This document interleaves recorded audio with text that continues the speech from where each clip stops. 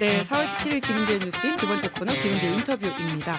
오늘은 내란 보도와 저널리즘의 역할에 대한 이야기를 좀 해보는 시간을 마련했는데요. 그 분야 이야기를 제대로 해주실 분들 세 분 모셨습니다. 세 분 안녕하세요. 안녕하세요. 네, 안녕하십니까? 네, 저희의 믿고 보는 조합 박장남매 박지훈, 장윤선 두 분이시고요. 거기다가 이 저널리즘 분야에서는 가장 독보적인 비평을 해주고 계시는 정준희 교수님도 오랜만에 오셨습니다. 네, 안녕하세요. 반갑습니다. 네, 반갑습니다. 예, 아니 사실은 이 이야기를 저희가 파면 이후에 좀 진지하게 해보자라는 생각으로 미리 섭외를 해뒀거든요. 근데 워낙 바쁘셔가지고 저희가 녹화를 이제 저희가 방송 직전에 지금 찍고 있는데 아니 그런데 어제 오늘 언론과 관련된 또 중요한 일들이 바로 발생을 했더라고요. 어제는 예, 그 원내대표인 권성동 씨가 기자와 관련해서 손목을 잡고 가는 모습을 벌였고 어제 오늘 또 홍준표 후보 같은 경우에는 뭐 소위 말하는 기자 이틀막을 한 게 아니냐 이런 비판을 사고 있는 상황인 건데요. 먼저 영상을 좀 보고 이야기를 나누시도록 하죠. 아니 그게 아니라 누구 취재하러 왔냐고. 면담 있어가지고 가보실게요. 면담 있어가지고. 잠깐 나도 봐. 저기 거리에 국민의힘 저기 미디어 곳곳에 붙어 있습니다. 미디어 담당관 오라 그래. 죄송하고 미디어 담당관 오라 그래. 책임을 다하겠다고 쓰셨는데요. 어떤 점에서 죄송하다는 무엇이 죄송한지 자, 말씀해 내리시고. 주십시오. 이거는 국민께 너무 죄송한 일 같은데요. 일정 있어가지고. 아니 여기 취재 목적으로 안 들어왔기 때문에 하시면 안 돼요. 잡지는 마시고요. 이리 오세요. 아니 이렇게 잡지는 이리 마시고 오세요. 아니요. 국민께 죄송하다는 이리 오세요. 국민께 죄송하다는 현수막을 붙이지 않습니까? 나를 취재하러 왔지 않았기 때문에. 그때 저희가 하겠습니다. 질문할 수 있지 않습니까? 질문할 수 있지 않습니까? 못해요. 12월 3일 비상개혁 해제 결의에 일정 있어가지고. 표결에 참여한 아니, 국민의힘 밀어줄게요. 의원이 18명이었습니다. 찍지 이게 마세요. 책임을 다하는 모습은 아닙니다. 한 말씀 부탁드립니다. 다음 일정 있으셔서. 뉴스타파하고는 다음에 하겠습니다. 다음에. 뉴스타파하고는 네. 안 하니까 그냥 가세요. 아니요. 뉴스타파도 언론사입니다. 다음 언론에 일정 있어가지고. 말씀해 주실 책임이 있으십니다. 한 말씀 부탁드립니다. 언론사가 아니에요 뉴스타파는. 그거는 의원님 생각이시죠. 지라시지. 네네. 다음에 할게요. 뉴스타파 취재 응하지 않으니까 가세요. 다음에 할게요. 다음에 의원님, 하겠습니다. 방금 제 손목 강제적으로 아니, 이렇게 잡으신 거 사과해 여기 주십시오. 여기 빨리 와가지고 저한테 폭력 빨리 행사하지 와가지고 않으셨습니까? 금지 조치 취하라 그래. 박상훈 비서관이 갔어요. 아니 너희들 여기 있어. 도망 못 가게 언론의 잡아. 자유 없습니까? 언론의 자유 없습니까? 저희 헌법에 보장된 권리입니다. 뉴스타파는 언론 아니에요. 그건 의원님께서 지라시지. 생각하시는 거고요. 지라시예요. 저 진짜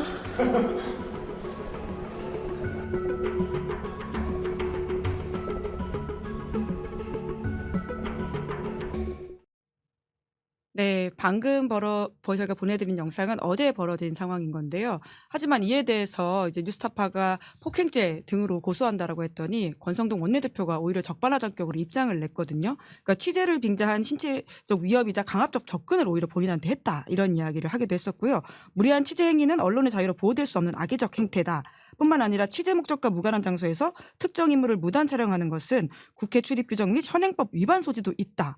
부적절한 행위다. 뭐 이런 식의 주장을 하고 있는데 아니 법 위반이라고 하니까 먼저 박지훈 변호사님한테 여쭤볼게요. 저는 모르겠어요. 왜 법 위반인지.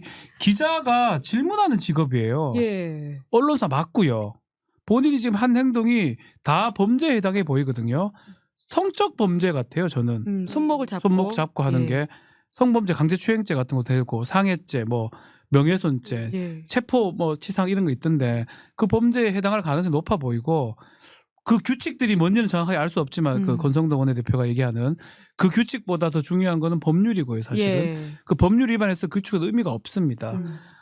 기자는 묻는 직업인데 그 직업을 행사하는 사람한테 말도 안 되는 이유를 듣고 폭력을 행사한 거잖아요. 글쎄요. 명예훼손한 거고 납득이 안 됩니다. 사실은. 그러니까요. 사실 또 기자의 입장에서는 장윤선 기자님도 아까 영상 보시면서 한숨을 푹푹 쉬셨었는데 아니, 그러니까 그 대한민국이 민주공화국이 맞나 싶은 생각이 드는 겁니다. 그 지금 여당 아니지만 원내 2당의 유력한 정당의 원내대표라는 사람이 여기자의 손목을 잡아 끌고 아까 그 보니까 여기가 시뻘겋게 됐잖아요. 마지막에 클로즈업 기자를 하니까요. 질질 끌고 가서 뭐 예. 잡고 무슨 범죄자입니까 기자가? 니네 여기 잡고 있어. 미디어 담당관 오라 그래. 국회 미디어 담당관이 본인이 오라 그러면 오고 가라면 가라는 사람입니까? 어디다 대고 지금 맘대로 그렇게 폭력을 행사하고 아니 저는 이런 그 무도한 작태에 대해서 도대체 어디까지 봐주고 넘어가야 되나라는 생각이 좀 듭니다. 그러니까 이 기자라는 직업이요. 그러니까 그냥 기자가 아니에요. 국민들을 대신해서 국민들이 궁금해하는 것들을 물어보는 게 직업인 겁니다. 박지훈 변호사님 말씀하신 대로. 그러면 이것은 국민에 대해서 저렇게 무례한 태도를 범하는 것이고 뉴스타파 독자들은 국민 아닙니까? 네? 그 언론을 그 접하는 국민들은 그럼 뭐가 되는 거예요? 그 매체에는 그러면 본인들이 아무것도 얘기하지 않겠다는 건데 그렇게 이분법적으로 행동을 하니까 정말 걔가 어이가 없다. 그 영화 대사처럼 정말 어이가 없다라는 생각이 좀 들고 저는 국회 기자단 전체가 전문대 그냥 넘어가면 안 됩니다. 한국기자협회 그냥 넘어가면 안 됩니다. 언론노조도 마찬가지예요. 이거를 그냥 넘어가면 또 합니다. 이번에 이제 선거 계속될 텐데 이따 우리 홍준표 시장 얘기도 하게 되겠지만 이런 거 그냥 넘어가면 큰일 납니다. 예. 네. 뉴스타파만 대응해서는 될 일이 아니다. 그렇죠. 공동 대응해야 된다는 생각입니다. 사실 뉴스타파가 개인 매체, 개별 매체에 대한 문제가라고 이해하는 순간 이게 완전 꼬이게 된다라는 생각이 들거든요. 예. 그렇죠. 교수님도 말씀 좀. 예. 되게 이상해요. 왜 저렇게까지 하지? 예. 그러니까요. 그러니까 이게 다른 의심을 할 수밖에 없는 게 두 가지인데 하나는 뭔가 그 안 좋은 감정과 안 좋은 경험이 있나? 네, 그러니까 그거를 그냥 빌미 잡아서 터뜨리나 이런 생각이 있고요. 또 한 가지는 저는 이게 이제 작심의 형태로 지금 이제 나타나고 있다라고 보는데. 아, 맘먹고 한 행동이다. 네, 그러니까 지금 여당이라고 이제 부르고 싶지도 않지만 이제 이 계열들이 보이고 있는 행동들이 되게 후한무치하고 뻔뻔스럽게 되게 폭력적인 행동들을 하고 폭력적인 언사를 하는 걸 제가 볼 때는 연판장 돌려가면서 행동통일을 하는 게 아닌가 이런 생각이 들 정도로 일종의 좀 기선제압 예. 네, 같은 그런 느낌 같은 게 좀 들어요. 예, 뭐 여러 가지 뭐 법이다 뭐다 이런 거 따질 필요도 없이. 근데 진짜 근데 저는 위축효과라는 이런 생각이 좀 게 드는 거예요. 그러니까 국민의힘에서 그러니까 저도 지금 이제 그 민사 소송을 하고 있거든요. 그러니까 5천만 원, 그러니까 이런 거예요. 라디오 프로그램에 나가서 취재한 내용을 보도를 했는데 그 취재한 내용이 사실에 부합하지 않는다면서 소를 제기해요. 그러니까 그 전에는 경찰에 먼저 고발을 해요. 근데 경찰에서 다 제가 취재한 기록이 있으니까 무혐의 종결 처분을 합니다. 예. 근데 그거를 묶어가지고 뭐 예컨대 언중이 갔다 온 거 뭐 이런 것들을 다 묶어서 종합선물 세트처럼 해가지고 민사소송을 또 걸어요. 그러니까 적극적으로 보도 활동을 하는 기자나 매체에 대해서는 저런 방식으로 입틀막을 하는 겁니다. 이게 소송이나 이런 걸로 안 되니까 이제 물리력을 동원하는 거죠. 실제로 여기자에 대해서 폭력을 행사한 거 아니겠습니까? 예. 근데 그 어떤 경우에도 법조인들은 신체 접촉은 하지 않는다는 거예요. 왜냐하면 잡는 순간 자기가 피의자가 될 수 있기 때문에 절대 손목을 잡거나 뭐 부딪히거나 이런 걸 하지 않는데요. 근데 그런 측면에서 보면 권성동 원내대표는 저거는 이제 기분이 상해서 감정적으로 대응을 한 거다. 그렇지 않고서야 법률가들은 그렇게 안 한다면서요. 그렇죠. 네. 잡지 않으면 다른 범죄는 안 되거든요. 뭐 아는 사람이 협박 저렇게 이런 건 했다. 가능할 수 예. 있지만 잡았다는 거는 최소 저는 강제추행죄라고 봅니다. 예. 성적인 어떤 그런 것들이 보여지거든요. 그렇기 때문에 범죄가 되고 최소 폭행이나 상해죄는 될 수 있는 상황인데 잡는 걸 봤을 때는 어떤 감정 이상인 것 같아요. 네. 이 특히 뉴스타파라는 언론사 그걸 처음부터 인식을 했는지는 모르겠지만 미디어 담당관은 뭔데 오라고 합니까 자기가. 자기가 무슨 하늘에 있는 사람처럼 얘기해요. 이 구역은 내 구역인데 왜 너희들이 같은 하위 언론사가 취재를 하려고 하냐 이런 거랑 느낌이 같잖아요. 그래서 거기에 대해서 너 가서 왔으면 내가 폭력을 행사해도 괜찮다라는 같은 그런 모양새로 지금 보이거든요. 어떤 과잉된 어떤 생각이 좀 내포되어 있는 게 아닌가 그렇게 해석이 됩니다. 아니 카메라 없었으면 한 대 쳤을 쳤을 것 분위기예요. 같아요. 분위기가. 그렇죠. 나도 그런 느낌 나만 듭니다. 느낀 게 아니네. 뉴스타파 할 때 뉴스타파에 대한 어떤 그 분노 같은 거거든요. 예. 예전 거 한번 기억해 보세요. 권성동 원내대표가 그 기자들과 함께 술 마시면서 강릉에서요. 노래 불렀던 예, 노래 유명한 부르고 그 있는 사진이 그 모습과 있죠. 저 예. 사진을 아마 이렇게 딱 몽타주 기법으로 연결하면 이 어떤 인간인가라고 하는 것들을 아니 보여주지 않을까. 강릉에서 어떤 그 부부 상대로 아주 성적인 얘기를 해가지고 고소당한 적도 있단 말이에요. 그게 아마 처벌까지는 안 갔어요. 예. 또 그 자리인가 그 다음 자리에서는 그 선거 때일 거야 아마. 네. 노래 부르니까 기자들이 주요 매체 기자들이 좋다고 박수치고 앉아 있고 거기서 좋고 웃고 있고. 그러니까 저는 사실 저 자리에 옆에 기자가 있었는지 모르겠는데 예. 다른 기자들은 뭐 합니까? 저런 거 당하는데. 그런 것도 저는 이해가 사실 안 돼요. 저렇게 끌려가고 있거든요. 예. 설사 기자가 아니라도 일반인이라 해도 저 끌려가는 모습을 가만히 보고 있으면 됩니까?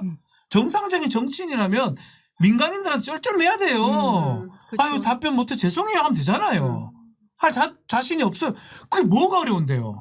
폭력을 행사합니까? 저희 보니까 국회의원회관인 것 같아요. 맞아요. 예. 의원회관이면 사실은 그 주변에 아마 토론회 끝나고 나오다가 이제 그 마이크를 댄 것 같은데 그럼 주변에 사람들이 굉장히 많이 있는데 저 여기자가 저렇게 당하고 있는데 정말 구경만 하고 먼발치해서 그러니까요. 전 이것도 조금 이해하기는 어려운 상황인 거고 그리고 그 기자가 그러니까 이를테면 뭐 굉장히 무슨 그 경우 없게 뭐 무례하게 또는 뭐 전혀 이제 본안과 상관없는 이상한 뭐 무슨 질문을 한다거나 이러면 아유 죄송합니다 지금 제가 여기서 답변하기엔 적절하지 않습니다. 회피하면 돼요. 그렇죠. 그리고 가면 돼요. 예. 근데 그게 아니라 돼요. 저건 적극적으로 자기가 너 이리 와봐.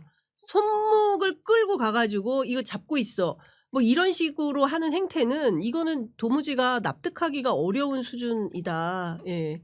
그러니까 이건 예. 형사로 다퉈야죠. 뭐. 예. 박진 변호사님 어떻게 좀 소송을 같이 네, 예. 제가 지금 계속 얘기하지만 찌라시라고 했던 표현도 명예훼손죄가 성립하고요. 마지막에 거기다가 손을 잡은 행위는 아마도 상해죄나 폭행죄로 고소한 것 같은데 강제추행죄 같은 범죄도 성립할 가능성이 높습니다. 체포에 있는 부분도 있고요.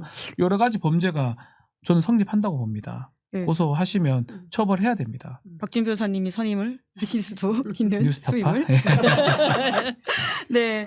아니 사실 이 전반적인 그 뉴스타파에 대한 적대적인 기조, 그러니까 소위 말하는 비판을 더 많이 하는 언론에 대한 적대적 기조라고 하는 게 어제 오늘부터 더 심각해졌다라고 느껴지는 게요. 아까도 제가 이제 리드에서 말씀드렸지만 홍준표 시장 또한 이걸 선거 전략으로 쓰고 있는 건지 뭔지는 네. 모르겠는데 이제 기자 질문을 아예 무시하는 방식으로 간다는 거죠. 예. 특히나 이제 어제 이제 뉴스타파 기자가 질문을 받자 떠나버리기도 하고요. 오늘 같은 경우에도 뭐 어떤 언론이 질문하니까 뉴스타파는 아니지 뭐 이런 식으로 이야기를 하는 모습을 보이고 있습니다. 네. 그 트럼프 흉내를 내는 것 같아요. 그러니까 기성 언론에 대해서 나는 믿지 않아. 그러니까 극우 유튜브 보면서 나를 그 지지해달라? 지지 응원해달라. 이제 이런 태도인 것 같아요. 빨간 모자만 하나 딱 씌워가지고 하면은 이미 쓰신 분 계시긴 합니다. 그렇죠. 이미 한 분 윤석열 씨라고. 쓰셨죠. 예. 근데 저는 국민의힘의 주요 정치인들이 그 뉴스타파라는 매체로 상징되는 아마 이제 오늘 같은 경우에는 오마이뉴스를 상대로도 이제 그렇게 얘기를 한 것 같은데 이게 이제 전선이 넓어지겠죠. 시사인 기자에게는 안 그러겠습니까? 한겨레 기자에게는 안 그러겠습니까? 경향신문도 마찬가지고 MBC는 아마 뭐 예, 어마어마하겠죠. 예. 장윤선한테도 그러겠죠. 예. 그러니까 저는 이제 적극적으로 질문하는 기자들을 상대로 입틀막을 해버리면서 기성 언론이나 그리고 적극적으로 보도하는 매체에 대해서 그 경계심을 드러내면서 본인만 옳다는 이상한 여론을 만들어서 극우 대중을 몰고 다니면서 이번 선거를 망치겠다. 저는 그런 전략으로 보이는 거고요. 저는 이게 정말 중증으로까지 가면 한국 사회가 골마 터지게 될 것 같고 여기에 부안해동하는 기성 언론들이 분명히 나올 거예요. 조중동 적극적으로 아마 부안해동하면서 예. 한편으로 이제 플레이 선수가 돼가지고 주체가 돼서 움직이게 될 텐데 저는 그렇게 되면 또 끔찍한 분열적 양상이 생긴다. 매우 걱정스럽다 생각합니다. 네, 안 그래도 정 교수님한테 그 부분을 여쭤보려고 했는데요. 이러한 것에 대한 언론의 대응과 언론의 보도 태도에 대한 것이 사실은 또 핵심적으로 짚어야 될 부분이라는 생각이 들거든요. 예. 그 문재인 정부 때 한번 생각해 보시면 물론 논란의 소지가 있었지만 언론중재위법 개정안을 내서 이제 강한 그 언론 책임을 묻는 법안에 대해서 당시 이제 언론계는 원래 반반 나눠져 있었거든요. 원래는 그러다가 이제 언론 노조 등이 이제 반대하는 목소리가 좀 나오면서 좀 강하게 좀 더 반대하는 목소리가 됐는데 그때 국힘하고 손잡았어요. 그러면서 문재인 정부는 언론 자유를 탄압하는 언론의 자유에 질곡을 가하는 그런 정부다라고 얘기를 했거든요. 저는 그 광경이 되게 기이해 보였거든요. 국민의힘 계열 정당은 한 번도 언론 자유를 존중해 본 적이 없는 정당입니다. 근데 그때 이게 그 자유라는 이름으로 연대가 이루어진다라고 하는 것도 되게 웃긴 일이었는데 지금 같은 경우는 윤석열 정부에서 이미 언론 자유를 그냥 단순히 무시하는 게 아니라 되게 폭력적으로 억압하는 수준으로까지 이제 갔잖아요. MBC 기자들에 대해서 보였던 그런 태도들이나 뉴스타파에 대한 연이은 소송이라든가 이제 이런 것들이었죠. 근데 이때 저는 홍준표 시장이 지금 인터뷰하는 그런 장면, 방금 같은 그런 장면에서 언론이 왜 예전에 문재인 정부 때 보였던 식의 결기라도 없지? 라는 생각을 해요. 이건 훨씬 더 심각한 문제는 직접적이고 심각한 문제. 보시면 뭐 적대적이냐 아니냐. 스카이데일리 적대적 아니죠. 뭐 너 뉴스타파인 줄 알았다. 적대적 언론사는 좀 이따가 한다. 대놓고 하는 말이잖아요. 인터뷰장에서 왜 다른 기자들이 정색하고 얘기를 안 할까요? 네. 그러니까 예전에 추미애 장관이 법무부 장관일 때 늦게 좀 불렀다고 아, 좀 뭐 하자는 거냐라고 장관한테까지 얘기했던 사람들이잖아요. 왜 이렇게 다르지? 네. 저는 그런 생각을 할 수밖에 없습니다. 그러니까 기존 매체하고 대한 매체라고 표현을 해보겠습니다. 유튜브를 포함해서 그런 약간의 저는 선민의식이 아직 있는 게 아닌가 생각이 들거든요. 메이저 매체가. 레거시 미디어들. 저는 그렇게 생각이 들어요. 근데 실제로는 많은 국민들이나 뉴스타파를 예를 들면 상당히 많은 잘한 취재들이 존재합니다. 그리고 아마 보도의 가치가 높은 것들이 많은데 아마 본인들이 봤을 때 우리가 메이저고 레거시인데 쟤들은 별것도 아닌데 돈도 없고 인력도 없는 쪽에서 해내는 거. 그러니까 그 이해관계가 일치한 것 같아요.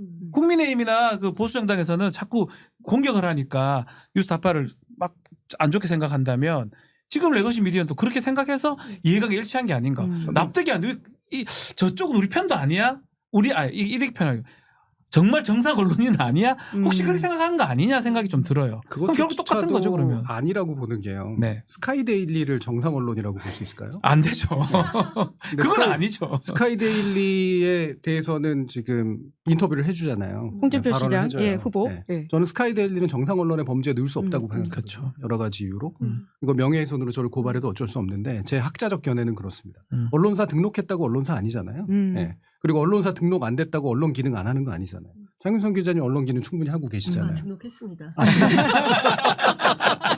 우리 박진솔 선수 언론 기능하고 계시는 생각 안 했지만. 네, 제가 할 얘기가 많습니다. 네. 네네네.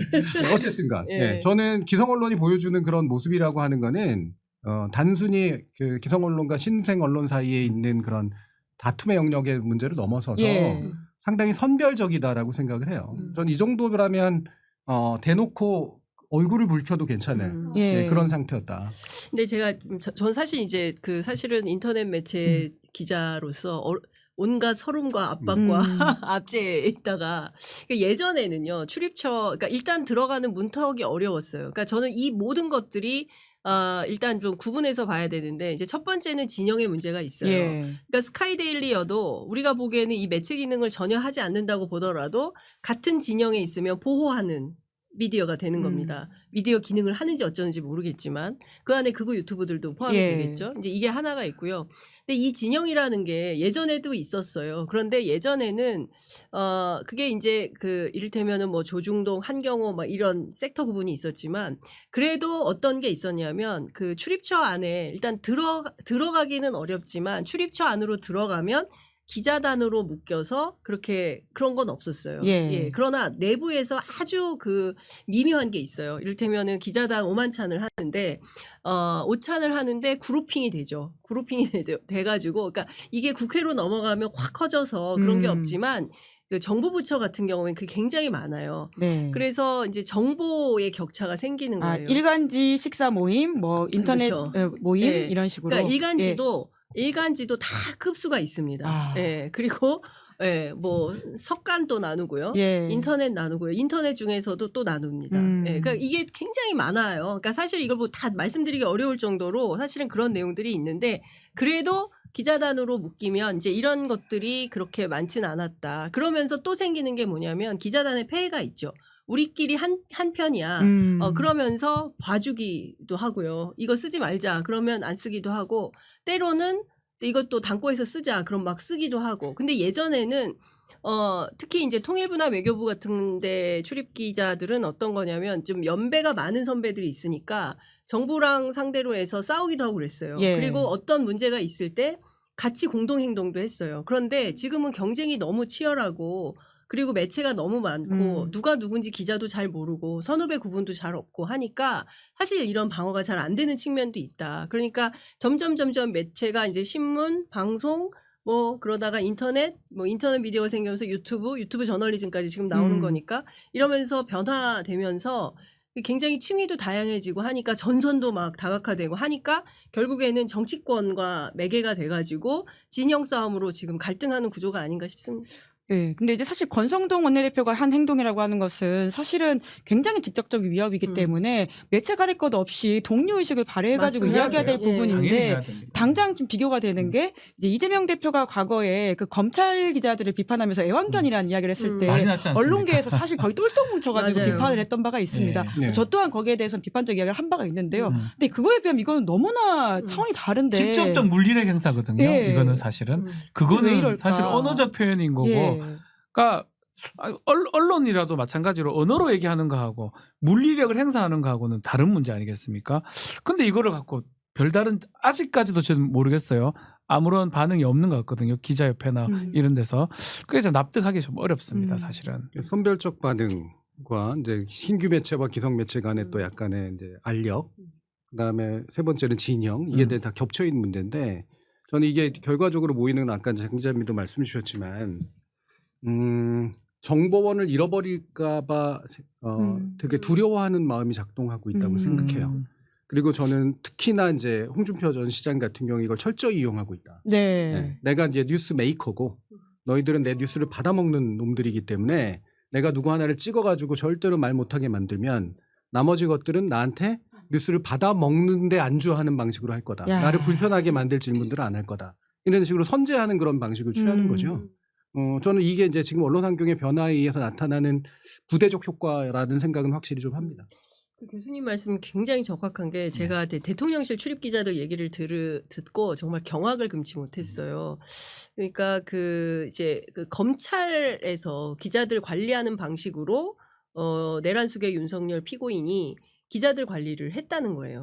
던져주고 받아서 쓰고. 근데 그런 방식으로 하니까 모든 기자들이 이 대통령실에 밑보이면 정보가 안 되잖아요. 취재를 못 하게 되고 경우에 따라서 막 쫓겨나기도 하고 뉴스토마토 이런 일들이 있었지 않습니까? 그러니까 한편으로는 두렵고 한편으로는 달콤하죠.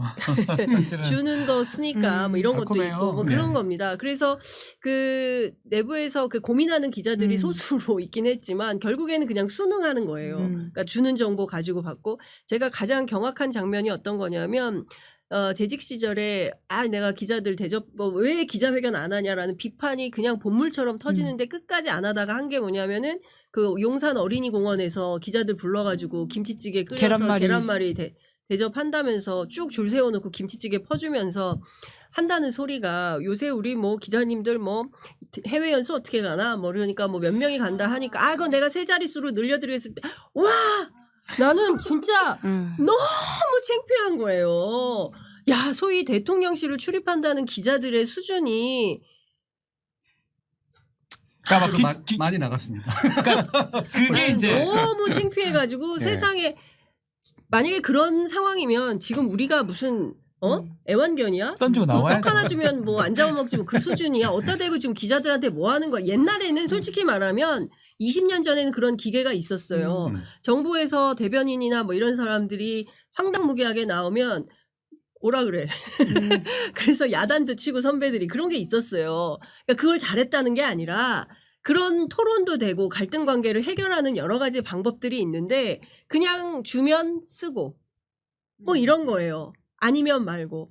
그리고 너무 직장인화 돼 있습니다. 대한민국 기자들이. 죄송한데 저는 조금 다른 직업군하고는 달라야 돼. 내가 이래가지고 하도 관우동으로 욕을 많이 먹지만 근데 진짜 우리 언론인 여러분 진짜 그 시대가 요구할 땐 역할을 해야 되는 겁니다. 그렇죠. 예.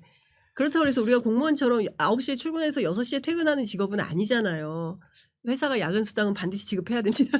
그게 이용하기가 좋은 게 지금 그 얘기거든요. 당근하고 채찍을 계속 주는 거예요. 잘하는 애들한테 잘하게 만들려고 너 정보도 주고 취재단에 넣어주고 지금 말하자면 유학도 보내주고 뭐도 해주고인데 약간만 잘못되면 뉴스타파 말도 안 되는 걸 압수수색을 해가지고 구속을 시켜버립니다. 정말 범죄 근데 구속이 되긴 됐어요. 또 이상하게. 그 이상한 두 가지 방법을 쓰니까 먹히니까 계속 반복했던 것 같아요. 입을 진짜 말하는 사람 입을 막질 않나. 그러니까 아주 강력한 폭력을 쓰거나 아니면 비행기 안 태워버리잖아요. 비행기 안 태우고 네. 또 잘하는 애한테 옆에 직접 가가지고 그러니까 한 비행기 시간이나 별도로 얘기하고 하고. 그러면 걔가 또 기사 쓰고. 쓰고. 그러니까 사실은 죄송한 얘기지만 기자들이 거기에 익숙해지기 때문에 계속 하는 거예요. 지금 못 하겠지만 그렇게 계속 해왔던 거죠. 3년간. 그 결과가 지금 이렇게 된 거고. 그러니까요. 사실 이제 파면 이후에는 새로운 장면이 펼쳐질 거라고 하는 기대도 있었지만 지금 뭐 별다르지 않다라고 하는 것 때문에 더욱더 좀 문제제기를 할 수밖에 없는 것 같고요. 내란의 어떤 잔존 세력들이 여전히 언론을 비롯해서 다양한 부분에 있어가지고는 저런 행태를 보인다. 뭐 물론 언론 또한 거기에 대한 문제가 있다라는 이야기를 사실 오늘 좀 나누고 싶어서 모셨었는데 그러니까 그러한 내란의 잔존 세력의 문제점들뿐만이 아니라 사실 언론의 문제점도 저희가 오늘 이야기하기 위해서 모인 거지 않습니까? 네. 그래서 이 개헌부터 지금까지 나왔던 문제적 보도들을 짚어야지 우리가 다음 단계로 넘어갈 수 있을 거라는 생각이 좀 들긴 합니다. 그래서 제가 정준희 교수님한테 먼저 좀 특히나 문제적 보도들이 무엇이었는지를 여쭤봤었는데요. 주로 조선일보 보도를 꼽아주시긴 하셨습니다. 네. 조선일보만 문제라서는 아니고요. 예. 뭐 대표 언론이라고 스스로 이제 생각을 하니까 그 경향을 정확히 반영하고 있어서 이제 제가 뽑아온 거고요. 전체적인 경향을 보면 전형적인 게 어떤 거냐면은 인용이나 기각을 1대1로 예측성 보도를 하는 방식을 딱 취합니다. 반으로 나눴더라고요. 네, 딱 반으로 나누고요. 그리고 그러나 실제로는 그 효과는 이제 기각 내지 각하를 주장하는 사람들의 목소리가 더 많이 반영되는 형태를 취해요. 실제로 인터뷰는 허영 교수를 인터뷰한다거나 이인호 교수를 인터뷰한다거나 예. 그러니까 이분들은 헌법학자들 안에서 원로 교수긴 하지만 전체 헌법학자의 다수의 의견을 반영하는 사람은 아니거든요. 예. 헌법학이나 법률학에서는 제일 중요한 게 주류적 견해냐 다수적 견해냐 그렇죠. 이제 사실 이 부분 당연하죠. 아니겠습니까? 예. 이게 다수학설이나 주류학설을 또 이제 헌법재판관들이나 이런 분들이 이제 반영을 하는 거고요. 근데 실질적으로는 이분들을 되게 집중적으로 인터뷰를 해요. 예. 겉으로는 인용과 기각이 1대1인 것처럼 하고, 그러니까 이 두 번이나 잘못하는 거죠. 이게 더 나타나게 되는 게 나중에 이제 3월 17일 날 이제 보도와 3월 2일 날 보도인데 3월 17일 보도는 심지어는 인용 기각 각하를 1대1로 합니다. 맞아요. 1대1. 그럼 사실상 2대1인 그렇죠. 거죠. 그렇게 보여요. 사실상은 2대1로 보도 예, 그렇게 예. 보여요. 신문지 방식이에요. 딱딱 날아놨어요. 네. 3부 달아가지고. 대박이네. 그리고 4월 2일 보도 바로 이제 4월 4일 인용 나오기 전에가 3대3 보도를 하는데 3명의 헌법학자 인용 결정 또는 기각이나 각하에 대해서 의견을 주는 3인을 보도를 해요. 이분들 다 긁어 모으잖아요. 전체 헌법학자 중에 1%도 안 될 겁니다. 그렇습니다. 근데 실제 반영되는 비율은 한 60, 70% 이상 되는 거죠. 그렇죠. 이게 지난 내란 국면에서 이른바 예측성 보도나 해설 보도라고 하는 관점에서 다수의 언론들이 행했던 그 방식이었다. 이렇게 볼 수 있겠습니다. 이게 충격적인 게 사실 저희는 이제 헌법 뭐 진짜 그 개수를 맞춰야 되잖아요. 막 하다못해 9대 1이거든요. 주장할 수 있겠죠. 예. 위원이라고. 9대 1이요? 저 9대 1도 없을 것 같은데. 헌법재판관 10명이 아닌데. 예. 아니 제 말씀은 네. 헌법 법학자가 한 100, 아, 예, 예. 10명 있으면 10명이면 한 명 정도? 예, 예. 그 정도도 아닐 것 같은데. 근데 사실 저 효과가 뭐냐 하면 많은 사람들이 많은 국민들이 믿었던 거예요. 기각을. 놀랍게도. 예. 그 효과가 났다. 이 효과한 거예요. 예, 예. 그러니까 조선일보는 자기 바람을 기사화한 거예요. 바람 잡는 예, 거죠. 내 희망사항을 기사화해서 교묘하게 배치를 하는 바람에 실제는 정 교수님 말씀하신 것처럼 제가 법학 변호사들 보면 저는 거의 8대 0을 대부분 변호사들은 생각을 했거든요. 예. 좀 이상한 국민에 관련된 그 인간들도 속으로는 그런 생각 안 했을 것 같은데 어쨌든 근데 보도를 하면서 반반 나눠버리고 급기야는 3분할 시키면서 많은 국민들이 이거 각하나 기각되는 거 아니냐라고 생각하게 만들었던 거예요. 불안했죠 실제로. 예. 왜냐하면 선거기일도 빨리 안 잡히고 그러니까요. 이러니까요. 저런 보도들을 보면서 점점 더 그 불안의 에스컬레이션이 걸렸는데 결과적으로 보면 다 틀린 보도잖아요. 그렇죠. 8대 0. 결국은 그분들한테 헛된 희망을 심어준 거가 돼버리고 예. 그리고 이제 그게 이제 결국은 어떤 진실을 아니면 어떤 걸 보도하기보다는 경향이나 어떤 상황을 만들려고 하는 보도로 보이거든요. 그렇죠. 예, 여론 나쁜 조성형 거예요. 보도죠. 상당히 나쁜 보도 아닙니까? 헌재를 압박하기 위한 그렇죠. 보도이기도 그렇죠. 한 거고. 근데 이게 중요한 게 이런 거를 흔히 기계적 균형이라고 이제 표현을 하거든요. 예. 잘못된 용어예요. 기계적 균형이라고 하는 건 그냥 생각 없이 그냥 1대1로 맞춘다 정도의 의미인데 이거는 false balance라는 표현을 원래 써요. 그릇된 균형이라는 악의적 표현을 균형이네요. 네, 그릇된 균형. 근데 그릇된 균형은 의도성이 들어가거든요. 아. 단순히 왜곡이 아니라 그릇된 균형은 이 균형 상태를 만들고자 하는 그런 목적이 들어가 있는 거고 실제로 여론조사에도 반영이 되고 그다음에 여론의 영향을 받는 헌법재판관이나 만약에 일반 재판관들이 있다면 이것에 상당히 영향을 미칠 수 있다라고 하는 의지를 가지고 이제 하는 오. 방식이에요. 이게 단순한 그릇이 아니라 이제 그릇됨이 아니라 악의성까지 이제 가게 되는 거죠. 저는 이게 기기적 균형 내지 중립을 가장한 악의성의 이제 되게 중요한 표현이고 지난 내란 국면에서 저는 굉장히 다수의 언론들이 이와 같은 형식을 취했다라고 생각을 해요. 네. 사실은 SBS 예. 예. 법조 5대3 대결. 그렇죠. 예. 그거 뭐예요? 그게 기사예요? 자기 취재 파일을 올리질 않나. 네. 그래놓고 저것도 컸어요. 그러니까. 임모씨 기자잖아요. 임모 기자죠. 네. 그 저거를 또 지상파 방송에서 내버려요. 음. 그러니까 바람을 담은 거예요. 그렇지. 찾다 이게 있어? 이거 보도하자. 빨리 이래 된 거잖아요. 그 정상이 아닌 거예요. 이분이 자기 블로그에 이걸 쓰면 가능해요. 아니 일기장에 쓰는 거야 뭘 합니까? 네. 그리고 이게 취재 파일이라고 돼 있는데 이제 일선의 기자분들이 취재라는 말을 이런 식으로 쓰나? 그렇죠. 굳이 말하면 취재 파일은 취재 플러스 그 뒷얘기가 네. 되어 있는 형태인데 내용은 뭐 보셔서 너무나 잘 아시겠지만 시나리오 나누기예요. 저는 이게 그렇죠. 축구 월드컵 결승전 진출 가능성 나누는 거 경우에 뭐가 달라요? 경우에서 누구나 다 논리적 사고를 할 수 있는 사람들은 다 나눌 네. 수 있는 시나리오예요. 이거를 왜 취재 파일이라는 이름을 굳이 붙였을까? 내용에 보면 사실 사실관계는 아무것도 존재하지 자기가 않거든요. 취재한 건 하나도 네. 없는데. 본인 스스로도 추정이라고 했어요. 네. 예. 근데 그러니까 그럼 이런 보도가 어떻게 나왔을까? 나중에 이제 그 뒤를 밟아서 다시 또 역취재를 해봤더니 그런 얘기가 나오는 겁니다. 그 심기경호용 5대3 드론을 밭글 형태로 정부 기관에서 퍼뜨렸다. 네. 아, 라는 윤석열 거예요. 신비 경호형이요. 그렇죠. 예. 그러니까 이제 4대4 기각을 끝까지 믿고 있었다는 거잖아요. 본인이 진짜 막 이렇게 말을 예, 했다잖아요. 예. 네, 막판에 뒤집어져서 그렇죠. 속상하다. 예, 맞아요. 그리고 지금은 다 배신자가 됐다. 막 이제 이런 나는 외로워. 뭐 이러고 예. 있다는 건데 그러니까 중요한 것은 심기경호용으로 이제 5대3 기각서를 밭글 형태로 퍼뜨리고 그게 흘러 검찰로 들어가고 검찰에서 뭔가 이걸 내용을 이제 받은 그 굉장히 오래된 법조 기자하고 검찰 기자하고 친검 기자로 그래서 이분의 별명이 뭐냐면 목검이에요. 목검. 목검이구나. 목동 검사. 아. 예. 그리고 목동 검사예요? 목동 나 검사. 목검이라서 예. 가짜 검사. SBS. 예. 그리고 SBS가 목동에 있으니까 목동 검사 이렇게 검찰의 검사들이 그렇게 부른다는 거예요. 검사들이 이제 그 기자를 그렇게 부른다는 거고. 이게 예. 저는 이제 예. 그 전직 검사한테 직접 예. 뭐 목검이잖아 목검. 목검이 뭐요? 그랬더니 이제 목동 검사 이렇게 부르고 또 SBS 임땡땡 검사님 이렇게 부르는 분이에요. 검찰에서 검사들이 그 기자를 부를 때 이제 이렇게 한다는 거예요. 그러니까 그런 정도로 친검, 친윤, 친한 기자다. 근데 이 기자가 이 기사를 어떤 배경으로 어떻게 썼는지는 지금으로서는 알 수 없지만 이런 배경들이 있었다라는 얘기가 정치권에 흘러다니는 건 사실입니다. 이게 중요한 포인트는 끊임없이 헌법재판소의 재판관들을 압박하고 그리고 여론을 프레임을 씌워서 국민들께서 안심하지 못하도록 만드는 거죠. 물론 헌법재판소가 빠르게 결정을 했어야 함에도 불구하고 무려 한 달이라는 기일을 흘려보내면서 이러저러한 억측이 많이 나올 수밖에 없었고 그 과정에서 이제 그 보도가 나왔던 것은 사실이지만 그러니까 배경에 이런 얘기들이 있다라는 것은 좀 경악스러울 만한 일이다라는 저는 생각이 실제로 이런 게 들으니까 저도 불안해서 이제 사실은 정말 많이 뭐 취재라고 해야 되나요? 전화 물어보는 거죠 법조인들한테. 그 시기에 예. 찾아냈었어요. 그래서 예. 누가 소문 퍼뜨리는지도. 누구야? 또 얘기하면 안 되죠. 그러니까 제가 전화 걸다 관계자인가요? 보니까 예. 다들 탐정처럼 취재를 예, 하셨네요. 너무 말도 너무 안 되는 얘기 자꾸 궁금하니까. 돌아오니까. 또 걱정되니까. 예. 밭글이 엄청 예, 많아져요. 예, 예. 그분이 이거 내가 만든 건데 야 많이 돌아다니네 이러더라고요. 그 찌라시의 생성자를 찾아내셨어요? 예. 발각하셨어요? 예.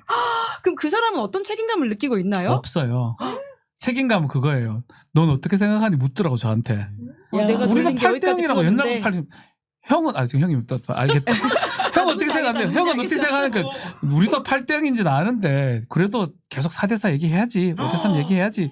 이런 얘기까지가 들었거든요. 와, 야. 이게 단독 보도시네요. 그러네. 이 박지훈 변호사님의 단독 취재입니다. 네. 예, 다만 아까 이제 말씀하셨던 그 SBS 기자가 본인의 페이스북에 쓴 해명이 있어서 제가 좀 말씀을 네, 드려야 될 것 같긴 한데요. 이제 관련해가지고 이제 그런 이야기들을 많이 지적받다 보니까 페이스북에다가 여러 차례 글을 좀 쓰셨는데 뭐 심지어 제가 검찰의 오더를 받고 5대3 기각서를 퍼뜨리고 있다는 어처구니 없는 이야기를 하는 자들도 있는데 제가 이번 탄핵 국면에서 검찰과 관련해 어떤 단독 보도를 했고 어떤 해설 기사를 썼는지 잠시만 살펴봐도 그런 말을 할 수 있었을지 싶다. 있다. 하지만 뭐 청중들의 음모론적 상상력을 자극하는 것도 있을 테니까 뭐 그렇다. 뭐 이런 식의 아니, 그분이 문제가 예, 아니에요. 예, 우리가 하셨습니다. 말하는 거는 지상파 SBS가 문제라는 거예요. 본인이 썼던 거를 그냥 종이 조각이에요. 그래 본인 말대로 아무것도 아닌 거예요. 그것을 왜 공중파, 지상파 방송에서 채택을 하냐는 거예요. 언론사는 채택하는 거잖아요. 여러 가지 얘기 중에 그만큼 신빙성이 있다고 채택한 거 아닙니까? 임모 기자님, 당신을 뭐라는 게 아니고요. 당신 호락질한 거 아무 생각 없어요. 이걸 채택한 당신 방송국이 문제인 거예요. 아, 말귀를 그게 못하는 중요한 거냐? 말씀이신 게 이제 그게 이제 이른바 편집상의 결정이라고 부르는 거잖아요. 네. 그 뉴스는 만들어지는 것이기도 하고 발견되는 것이기도 하지만 중요한 건 편집되는 거죠. 그러니까 뭐가 뉴스고 뭐가 뉴스가 아니냐. 그건 편집부의 결정인 거고요. 기자 개인의 결정을 떠나서. 그러면 그 안에는 그 언론사의 판단의 근거와 판단의 어떤 정당성이 들어가 있어야 돼요. 네. 근데 이거는 제가 아까도 얘기했지만 기껏해야 페이스북에 답변 쓸 거면 페이스북에 애초에 썼어야 되는 그렇죠. 얘기예요. 제 말씀이. 그리고 유튜브 같은 데서도 흔히 하던 얘기입니다. 이 정도의 시나리오는 다 했던 누구나 다 얘기예요. 나눌 수 있는 거기 때문에. 고소고법 다 나와요. 네. 근데 이게 시기상으로 이렇게 굉장히 각 잡고 이른바 진지하게 쓰는데 결국 내용은 뭐냐면 5대3이라면 이게 맞다면 이와 같은 일들이 벌어질 것이다라고 쓴 거예요. 이른바 라면 보도인데 네. 라면 보도가 이게 일반적인 그 뉴스로서 아울렛에 올라올 수 있는 보도 형태는 아니잖아요. 저는 그 형식, 그 결정을 내린 것 자체가 문제라고 저도 봐요. 그래 봅니다. 네. 본인은 결론적으로 5대3 교착 상태 추론이 선고가 늦어지고 있던 당시에 가장 합리적인 분석이었다고 생각합니다. 분석 너무 잘하셨는데. 예, 이런 한편 하고 잘했어, 계시긴 잘했어. 한다라는 근데 말씀을 사실 저도 드리겠습니다. 이제 취재 기자로서 당시에 그 SBS 기자의 보도가 나온 이후에 민주당 내부가 상당히 출렁했던 것도 출렁했죠. 진짜 사실입니다. 출렁했어요. 네. 그래서 실제로 민주당 내부의 주요 정치인들이 이 5대3이 맞다면 어떻게 되는 것이냐고 해서 본인들이 이제 헌법재판소 주변을 더 취재를 하고 그리고 이제 헌법연구관들을 통해서 이제 정보 소스를 받아내고 뭐 이러면서 실제로 분위기가 매우 요상하게 흘러가는 걸로 보이고 여기에서 뭔가 역할이 필요하다. 그리고 나서 광장으로 적극적으로 나가야 된다. 이제 이런 메시지들이 그게 나오게 주말이었는데요. 맞아요. 예. 박찬대 그 원내대표가 중대 결심 얘기를 이것 때문에 한 것 같아요, 사실은. 이 네. 소문 때문에. 그러니까 민주당 입장에서는 거의 받아들였을 가능성이 높아요. 이래 되면 네. 큰일 난다. 그러니까 탄핵 중대 결심 바로 맞아요. 4월 1일인가 전에 해버렸거든요. 맞아요. 3월 31일인가. 음. 그거 연결되는 거죠, 그렇죠. 사실은. 네. 그것만이 아니라 사실은 또 문제적인 보도들도 많긴 하지만 또 거꾸로 저희가 이 또 소중한 시간에 의미 있는 보도도 좀 짚어야 된다라는 생각이 듭니다. 물론 많지 않았다라고 보통의 시민들은 생각하실 텐데요. 그래도 거기서 한 발 더 나아갈 수 있게 이런 것들도 우리가 한번 눈여겨봐야 된다라고 하는 게 있는데요. 장윤선 기자님이 좀 꼽아주신 보도가 재밌더라고요. 네, 제가 꼽은 보도는 이겁니다. 사실은, 원래 처음에, 당연히 탄핵 결정이 될 거라고 생각을 했는데, 무산이 됐죠.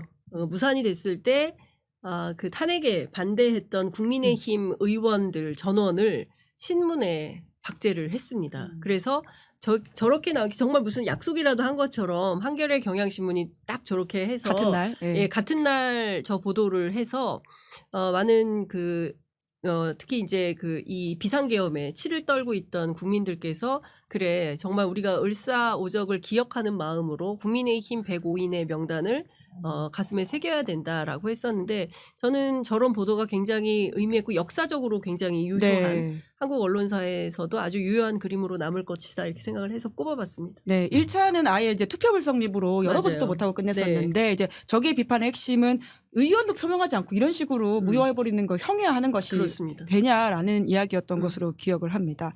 예. 뿐만 아니라 또 되게 민망하긴 하지만 또 우리 정진희 교수님이 시사인 보도를 꼽아주셨어요. 네. 그거를 제가 절대 청탁한 게 아닙니다.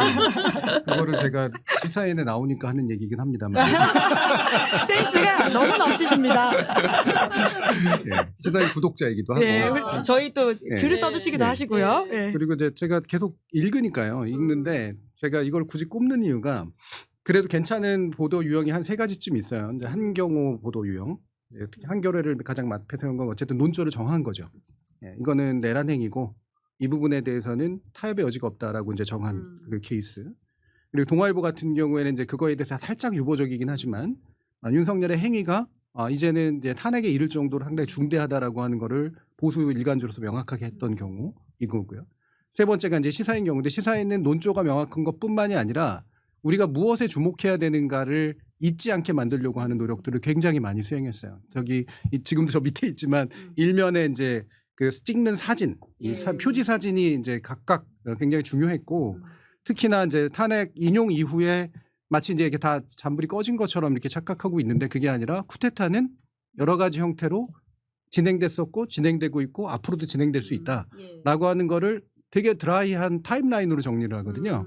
근데 이 타임라인 정리는 저는 쉬워 보이지만 되게 어려운 일이라고 생각을 해요. 이거는 진짜로 굉장히 많은 사람들이 사실 확인을 거쳐서 제대로 쫙 한번 정리를 해줘야 되는 거고 이런 게 이제 레퍼런스가 될 수 있는 거죠. 저희처럼 이제 뭐 비평을 하거나 이런 사람들을 놓고 자, 뭐가 여러분들이 까먹고 계신 줄 아세요? 요거 지금 빠져 있습니다. 이거 숨기고 있습니다. 지금 내란 수사 잘못되고 있습니다. 예. 이런 거 경계하셔야 됩니다라는 얘기를 하기에 굉장히 좋은 레퍼런스예요. 예. 저는 그런 면에서 기억하게 만드는 효과, 환기하게 만드는 효과에서 가장 또 시사인이 뛰어난 모습을 보였다 이런 생각을 합니다. 예. 저는 사실 뭐 제가 그냥 뉴스토마토 진행을 좀 하다 보니까 제가 그때 좀 감동받았다고 해야 되나요?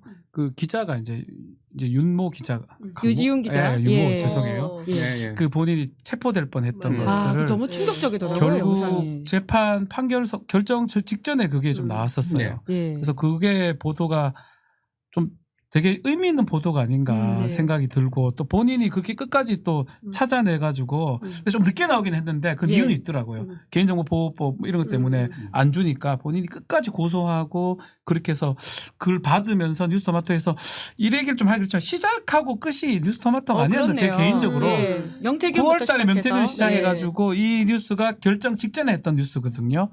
헌법재판소. 그래서 제 생각에는 시작과 끝이 이번 내란의 시작과 끝이 윤석열이 봤을 때는 명태균을 시작해서 유지용으로 끝난 게 아니냐 이런 생각을 좀 해봤습니다. 예, 뭐 제 개인적 생각이에요. 예, 뉴스토마토 뉴스 인사이더를 진행하고 있는 박지훈 변호사님의 제 개인적인 멋진 생각이에요. 어시스트입니다. 구독 좋아요 알려주세요. 네. 어려워요. 좀 해주세요. 자, 제 저희 개인적 다 생각. 여기 채널에서 지금 활약하고 계시니까 구독과 알림 설정 잊지 마시고요. 네. 저희도 유지훈 기자 최근에 인터뷰를 네. 해가지고 12.3 계엄의 밤이라고 해서 그날의 기억들을 재구성해가지고는 지금 저희 유튜브에서 내보내고 있는데요. 유 기자님 또 인터뷰가 곧 나올 예정이어서 다시 한번 그것도 좀 관심을 가져주시면 좋겠다라는 생각이 들고요. 계엄 보도와 관련해서는 사실 저희는 계엄 이후에는 계엄을 옹호하는 보수 인사는 부르지 않겠다라는 나름의 원칙을 가지고는 네. 이렇게 방송을 좀 섭외하고 진행을 했었던 어떤 면에서는 계엄에 단호하게 입장을 내는 그러니까 그 선 긋는 보수 인사가 되게 소중하다는 생각이 드는 시국이어가지고 맞습니다. 근데 참 그게 섭외가 참 어렵더라고요. 그런 분들 점점 줄어들고 예. 그 고민도 좀 있는 것 같아요. 근데 실제로 그게 저도 언론사를 구별하는 기준으로 그걸 봤거든요. 끝까지 토론이 안 돼요. 아직까지 계엄이 뭐 대니 통치행위니 하는 사람들이 나와가지고 토론을 하고 있으면 원점으로 돌아가는 거거든요. 사실은 눈이 오나 안 오나 이러면 눈이 오고 있어요. 정치적 쟁점으로 볼 건 이건 내란입니다. 예. 누가 봐도 내란이고 그냥 계엄이 내란이 된 그 위에서 토론이 돼야 되고 보도가 돼야 되고 평론이 돼야 되는데 원점으로 돌아가서 또 아니래. 그러니까 그거는 저는 그 방송은 그 후로는 보질 않았어요. 그러니까 정신 못 차리는 누구라고 얘기하면 그 방송이 안 되지만 그니 뭔가 공정한 것처럼 하면서 이 인간 부르고 저 인간 불러가지고 또 원점인 얘기를 하고 앉아 있어요. 맞아요. 예. 너무 답답합니다. 그러니까 저는 사실 이번 그 내란 전국에서 MBC의 역할이 매우 컸다. 저는 이건 정말 평가할 만하다고 생각합니다. 그러니까 대한민국 그 지상파 방송 가운데 MBC가 경우에 따라서는 논조가 한겨레보다 더 세기도 했어요. 그러니까 그런 데서 저는 MBC의 역할을 진짜 칭찬합니다. MBC 보도국이 이런 적이 없어요. 근데 이번 전국에 정말 잘 싸웠다라고 생각이 좀 들고 반면에 이 소위 얘기하는 그 종편은 눈 뜨고 보기 어려운 수준의 그 친윤 보도였어요. 그리고 이제 말씀하신 대로 말도 안 되는 기계적 중립도 아니에요. 악의적인 중립이라는 표현 말고 뭐 악의적 보도라고 하면 됩니까? 교수님 어떻게 언어를 규정을 해야 됩니까? 사이비 균형. 사이비 균형. 딱 좋다. 딱 좋다. 사이비 균형. 그러니까 사이비 균형을 맞추면서 균형이란 말도 아까워요. 그러니까 아주 교묘하게 마치 자기들이 공정한 언론인 척하면서 내용을 뒤집어 보면 이거는 정말 황당하기 짝이 없는 그런 주장들을 지금 이 순간도 하고 있는 거죠. 아마 지금 뭐 이 순간에도 종편에서 그런 보도들이 쏟아져 나오고 있을 텐데 이제 이걸 보는 어르신들이 태극기와 성조기를 그렇죠. 들고 길바닥에 나오는 겁니다. 거기에다 이제 정광훈하고 결합되고 또 종교, 교회하고 결합이 되면서 나오는 거죠. 그러니까 저는 이 흐름과 고리를 끊어내려면 이 종편의 문제를 어떻게 해결할 거냐. 예. 그리고 이 종편과 뭐 맞서는 새로운 형태의 어떤 뭐 민주나 뭐 진보라는 표현보다는 뭐 하여간 새로운 형태의 어떤 미디어가 필요한 거 아니냐. 그러니까 유튜브에 요새 뭐 누가 텔레비전 봐, 전부 유튜브로 봐라고 하시지만 그래도 이제 텔레비전이 갖는 영향력이 여전히 있기 때문에 이제 그런 측면에서는 새 정부 이후에 새로운 고민과 어떤 담론이 필요하다는 전 생각을 종편 아예 합니다. 그냥 그 거론할 생각도 안 했고 제가 말했던 걸 그냥 얘기를 하겠습니다. 연합이나 YTN도 마찬가지예요. 맞아요. 아니, 사실 이번에 그 내란 보도 분석하는 거 보니까 이렇게 YTN이 생각보다 좀 문제적 보도가 많았던 그러니까요. 기록도 딱 있더라고요. 둘이 평균 네. 우리 이제 방송 계속 보다 보면 네. 나온 거 보면 알아요. 민주당도 아닌데 민주당인 것처럼 나와 있고 맞아요. 한 명은 한 명 완전 정신 나간 죄송해요. 나가 둘이서 뭔 얘기를 해요 그 사람들이.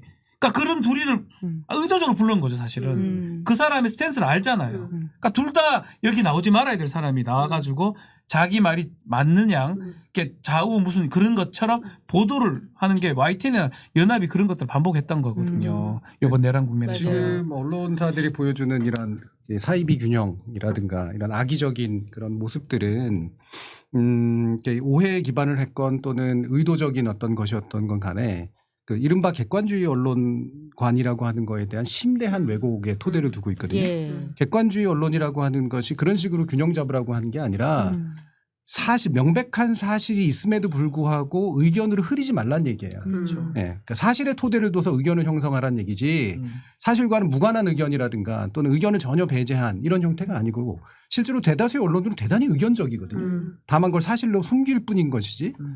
그러면 두 번째 이와 같은 형태에서 논조라고 하는 것이 없어야 되느냐. 있어야지 마땅하죠. 왜냐하면 언론이라고 하는 거는요. 민주주의라고 하는 것을 가치적 전제로 삼지 않으면 존립할 수 없는 존재입니다. 민주주의의 토대를 둬서 성립된 언론이 아닌 건 언론이 아니에요. 예를 들면 우리가 사회주의 언론이라든가 이런 것도 언론이라고 안 부르는 이유가 국가의 마우스피스이기 때문에 그런 거거든요. 이건 선정기관이지 언론이 아닌 거란 말이죠. 그럼 민주주의라고 하는 건 절대 가치입니다. 언론에게 있어서. 근데 이 민주주의를 회방 놓으려고 하는 정권에 대해서 정파의 일부로 인정하는 행위를 하는 건 자기 부정을 하는 거예요. 네, 이게 대단히 중요한 문제인데 이 언론관 자체가 우리나라 언론에 없구나라고 생각할 수밖에 없는 그런 사태예요. 솔직히 말하면 계엄령 폭음은 한 번이라도 읽어봤으면 끝이죠 거기서. 논조는 거기서 성립이 되는 겁니다. 그렇죠. 그렇죠. 하는 거예요. 예. 언론 자유를 아예 그냥 대놓고 탄압하는 내용이 거기서 들어가 뭔 더 이상 있으니까요. 그러니까 평론이 저는 필요해요. 제일 기가 막힌 게 김건희 씨가 조선일보를 내가 목숨 걸고 폐단시키겠다고 했잖아요. 그러면 통상의 언론 같으면 김건희에 대해서 비판 보도를 시작해야 그렇죠. 돼요. 예. 그리고 그 기획팀을 짜야 됩니다. 감히 우리를 죽여? 이러면서 싸워야 돼요. 그런데 훨씬 더 정말 엎어져가지고 친윤적 보도를 하고 있잖아요. 저는 그 조선일보가 왜 그럴까? 저는 저 이유가 있다고 생각합니다. 곧 끝내야 되는데 이렇게 재밌는 얘기 아니 뭡니까? 아니 그냥 저도 뭐 궁금해요. 아니 분석이 너무 궁금한데요. 너무 그러니까 본인들이 플레이어인 거죠. 저는 그렇게 생각합니다. 이제 이 판의 플레이어고, 그러니까 끊임없이 이제 논조를 보면 무슨 느닷없이 6.29 선언을 하라고 하질 않나, 개헌 얘기를 계속하고 있질 않나, 일종의 이제 프레임 전환을 하면서 이제 자기들의 기득권을 유지하고자 하는, 그러니까 이게 다 얘기를 해보면 결국에는 친일 청산, 독재 청산을 하지 못한 후과를 지금 이 순간까지 우리가 치르고 있는 거다. 수업료를 이제 그렇게 생각이 좀 들고, 그리고 저는 기가 막힌 게 마은혁 재판관이 어제 그 결정을 했죠. 헌법재판 네. 주심으로서 네, 9대 0. 어쨌든 네. 8대 0으로 이제 9대 0입니다. 9명이 그러네 9대 0이네. 전원일치 결정이었죠. 전원일치 마은혁 재판관이 들어갔으니까 한덕수를 저지했습니다. 이제 9대 0으로 예. 완벽하게 전원일치로 이제 결정을 했는데, 그걸 가지고 오늘 언론들이, 일부 언론들이 뭐 세계일보, 한국일보 뭐 다 해서 한다는 소리가 마은혁의 사법 보복이라는 표현을 써요. 아유. 물론 이제 이거는 국민의힘의 주장인데, 국민의힘의 주장을 그대로 갖다가 따옴표 저널리즘이라고 하죠. 그대로 받아서 쓰는 겁니다. 이걸 어떻게 마은혁의 마은혁이 혼자 9대 0이잖아요. 9대 0. 물론 예. 주심인데 주심이 다 결정하는 거 아니에요. 그 언론사들도 다 압니다. 이런 정도의 기초 교양은 다 갖고 있어요.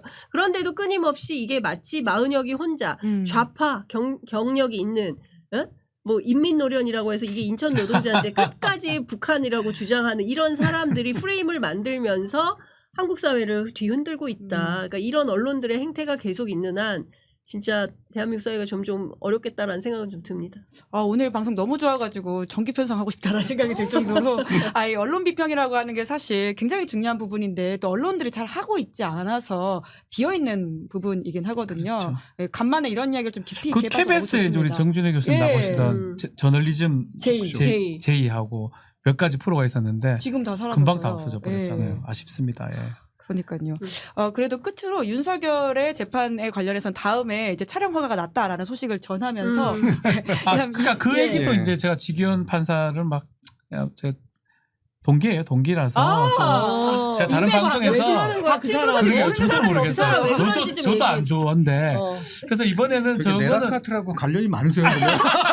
얘기 아까 들어보니까. 여기가 네이티브 네. 스피커라. 죄송합니다. 자 그러다 보니까 저 얘기는 이제 공판 촬영 부분은 되게 좀 억울해하긴 하더라고요. 진짜로. 그래서 저는 다른 방송에서 본인하고 한 건 아니에요. 다른 판사를 통해서 좀 예전에 전에 물어보니까 듣기로는 그래서 다음에는 아마 허가할 것이다. 예, 예. 21일 재판부터 그냥 오늘 다음 주 그거 보지를 월요일 못했는데 예. 아마 지금 허가한다는 방금 거죠. 허가한다고 예. 아마 났고요. 그렇게 된다고 예. 했습니다. 예.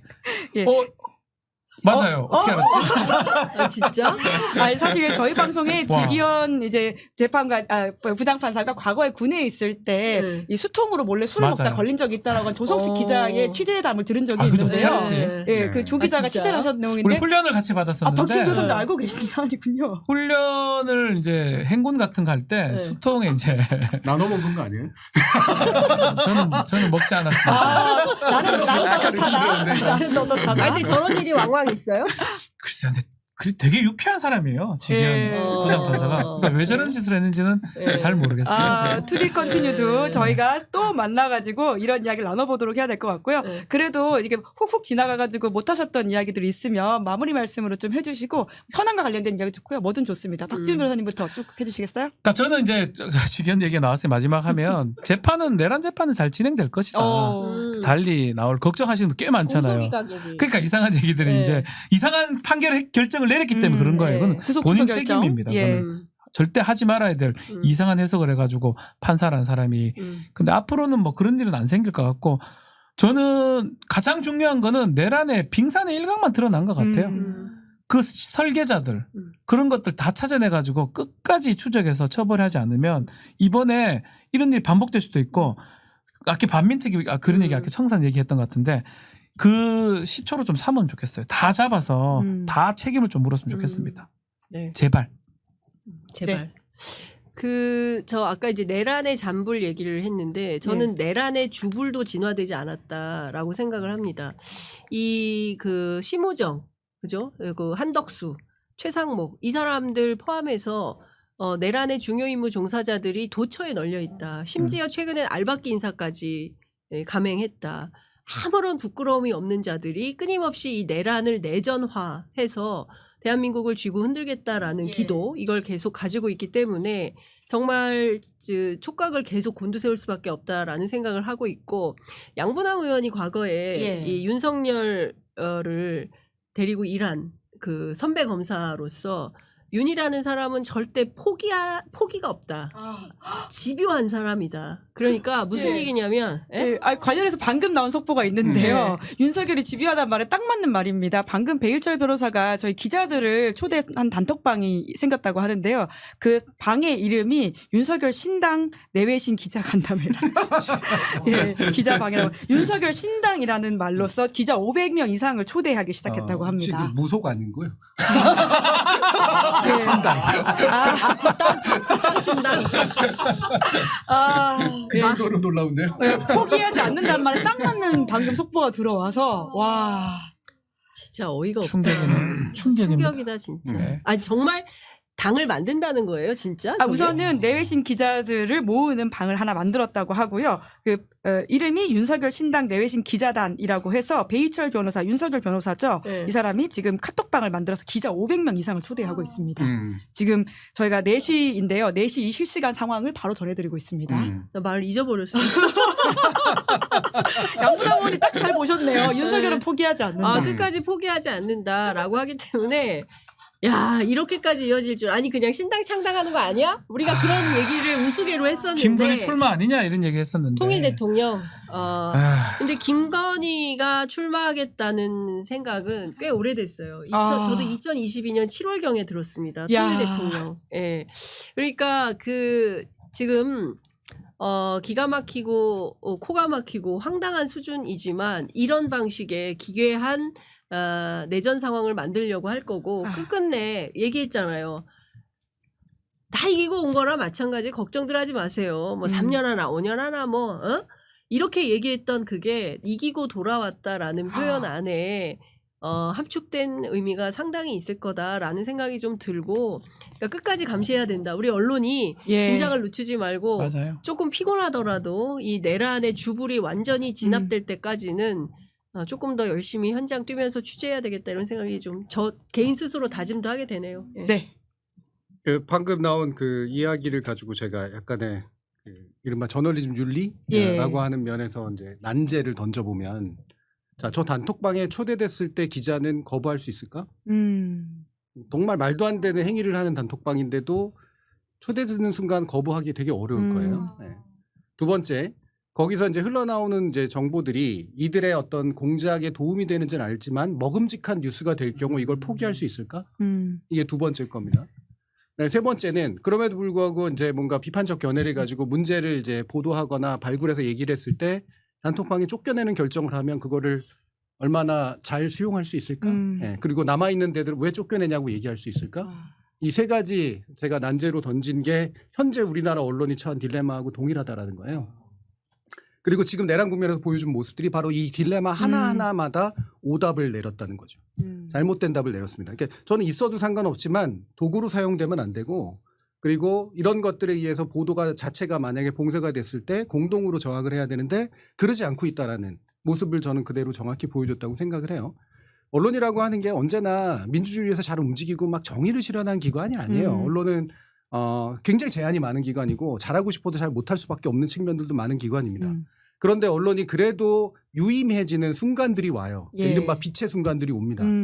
대표적으로 너무나 명확한 민주주의적 가치를 놓고 너무나 명확해지는 순간들이 와요. 지난번 박근혜 탄핵 때 그나마라도 언론은 알리바이를 찾았거든요.